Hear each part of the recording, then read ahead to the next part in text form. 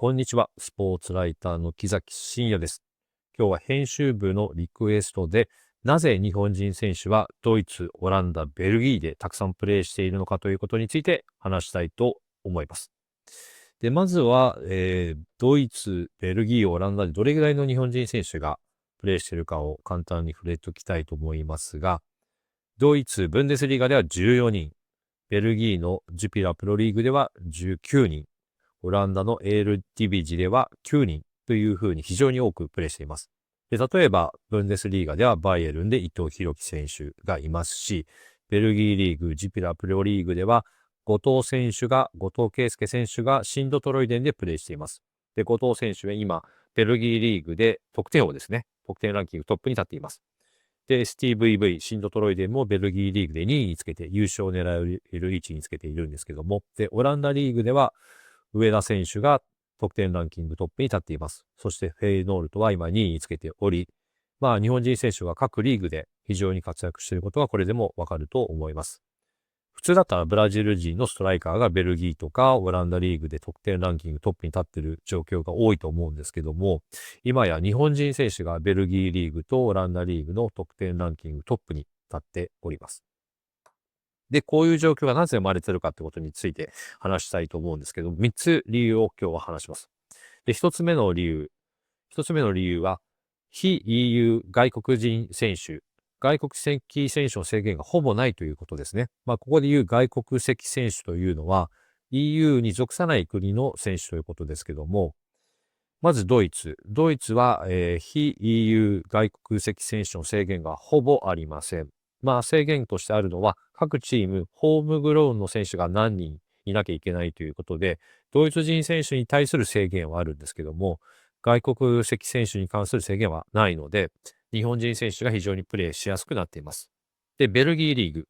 ベルギーリーグは約10万ユーロの最低年俸ということが、条件として課されてるんですけども、10万ユーロ。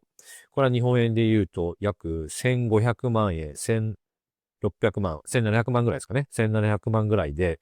なのでそこまでやっぱ高くない金額ですから、ベルギーリーグのチームもこれを払うことができる。なので、ベルギーリーグ最低年俸あるんですけども、実質上ないと言ってもいい値段になってます。で、オランダリーグはちょっとやや高いんですけども、20歳以上だと、最低年俸外国籍選手は56万ユーロ。8000万円ぐらいですかね。なので結構高いんですけど、ただ、19歳以下の選手はその半額で済む。28万ユーロぐらいで済むという風になっています。正確なこの金額っては毎年ちょっとずつ変わるんですけども、大雑把に言うとこれぐらいの金額感になるんですが、なので19歳以下、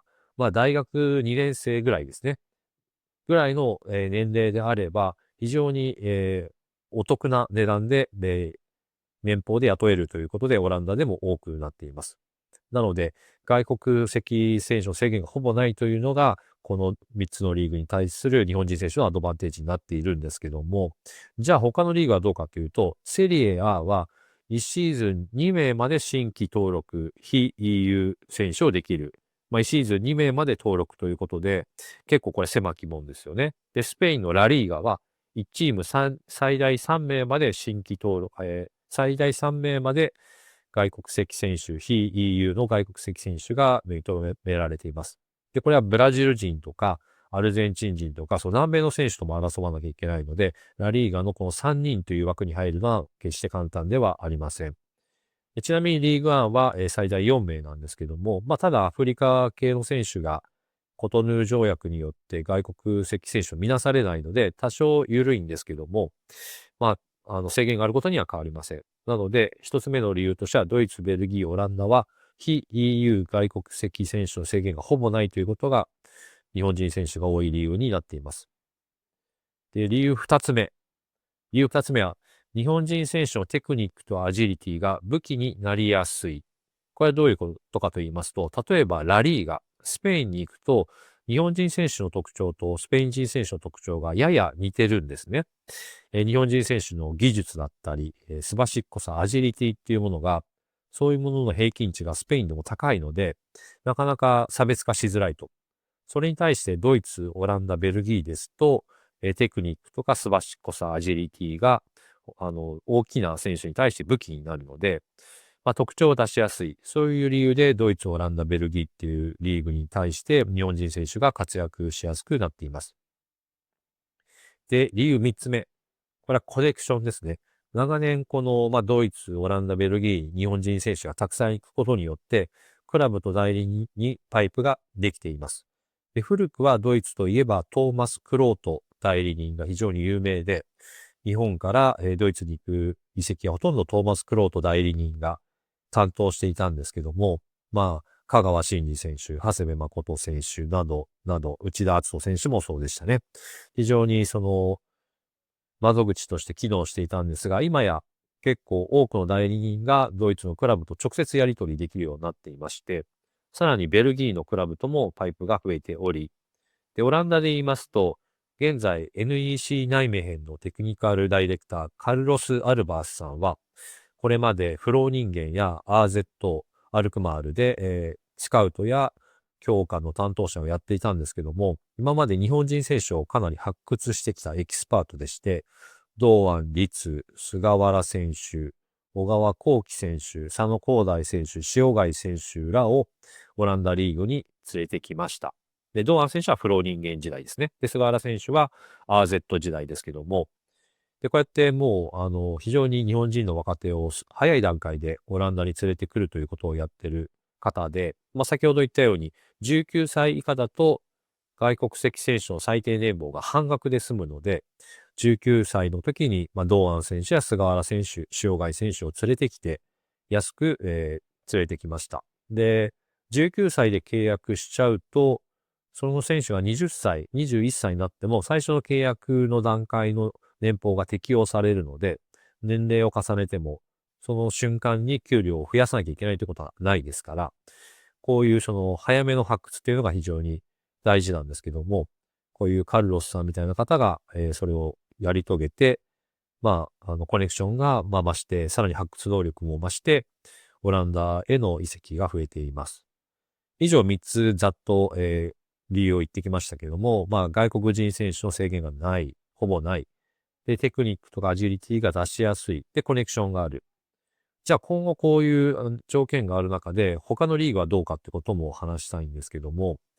じゃあメジャーリーグサッカー、MLS、メキシコ、ブラジルといったリーグは今非常に金銭的にも潤って盛り上がってレベルも上がってますけども、で日本人選手は今後そこに行くかということですが、吉田麻也選手とかメジャーリーグサッカーに行ったり、日本代表クラスも行き始めてはいるものの、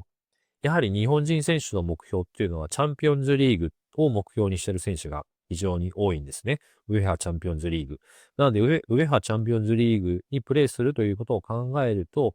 たとえ給料が安くてもベルギーだったり、オランダ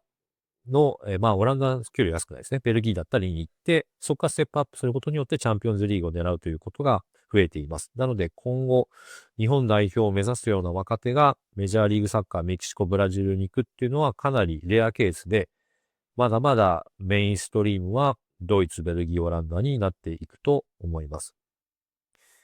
以前にも触れましたけど、チャンピオンシップ、イングランドのチャンピオンシップにも今行く選手が増えているんですが、それに合わせてドイツ、ベルギー、オランダっていうのがメインストリームになっていくと思います。じゃあ次の新しい流れはどこかっていうと、北ヨーロッパ、ノルディックのカントリーですね。で、その例を言いますと、例えば鈴木唯人選手がブロンビーからフライブルクに行きました。で、これはデンマークですね。で、次、スウェーデンリーグ。小杉啓太選手が、ユーロゴーテンというチームからフランクフルトに移籍しました。で、現在、鈴木淳之介選手がコペンハーゲンでプレーしてチャンピオンズリーグでも活躍したんですけども、鈴木淳之介選手も今後ステップアップが予想されます。なので、デンマークやスウェーデンから、北ヨーロッパの国から他の国に行くっていうケースが出てきてるんで、直接ドイツ、ベルギー、オランダに行くんじゃなくて、一回、デンマークやスウェーデンを挟んでいくというケースが今後増えていくことが予想されます。で、一つ個人的に注目しているのはポーランドですね。で、ポーランドも外国籍選手の、枠というか外国籍選手の制限がないので、ポーランドは日本人選手が今行きやすくなってるんですけども、ただ日本人選手がポーランドに行って飛躍していった例がまだ限られているので、結構ポーランドのクラブが日本人選手の有力な日本人の若手に声をかけても、まだまだ断られるケースが多いそうなんですね。例えばザブジェというクラブがあるんですけども、ポドルスキーさんが現在所属しているんですが、ポドルスキーさんはヴィッセル神戸でプレーして、で、ポーランド系ドイツ人で、ポーランド語も喋れる方ですけども、ポーランドのザブジェ、今後オーナーになることを考えているそうですが、ポーランドのザブジェのスカウトがかなり日本市場を見てるんですけども、まだまだやはりオファーしても、ポーランドリーグってことに印象が弱いのか、断られてしまっていると。ただ、ポーランドのザブジェは今、ポーランドリーグ2位につけていて、もしかしたら優勝だったり、チャンピオンズリーグに出れるっていうチャンスが生まれてくるかもしれない。そうすると、ポーランドリーグにより有力な日本人選手が行くようになるかもしれないなと見ています。なので、先ほど新しい流れとして、デンマークやスウェーデンを挙げましたけども、そこにポーランドが入ってくる可能性もあります。特に、ポドルスキーさんが、率いているクラブなんで、より日本とのパイプも活かされていくんじゃないかなと思います。以上、日本人選手がなぜドイツ、オランダ、ベルギーに多いのかということを話しました。今後さらに周辺国も含め新たな流れが生まれていくと思います。ご視聴ありがとうございました。